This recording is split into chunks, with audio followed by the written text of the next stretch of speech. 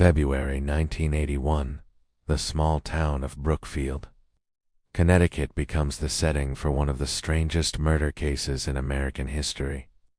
Our story begins months earlier with an 11-year-old boy named David Glatzel.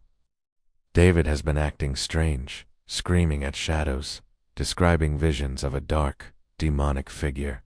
His family, desperate for help, calls in Ed and Lorraine Warren, the well-known paranormal investigators. The Warrens, along with several priests, attempt to perform an exorcism on the boy. During one of these rituals, David's sister's boyfriend, Arne Johnson, is present. According to witnesses, Arne confronted the demon inside the boy, shouting at it to leave David alone and take him instead. Whether the demon actually did switch to Arne, or if Arne just invited it in by saying those words, is never made clear. But what is clear is that after that, for a while life seemed to go back to normal. But in the weeks that follow, Arne began changing. He would fall into trances, growl suddenly, and claim he saw a dark beast wherever he went.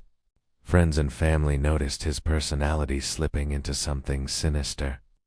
On February 16, 1981, Arne was at the home of his fiancée's family. A heated argument broke out between him and his landlord, Alan Bono.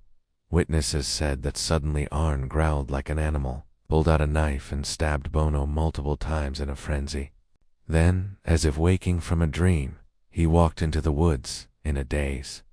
Alan Bono would later die from his wounds. Arne was arrested, and his defense would make history.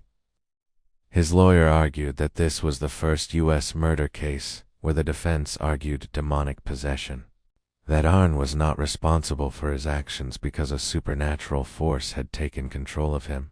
A tale captured worldwide attention, but the judge refused to allow the jury to hear any of the supernatural claims.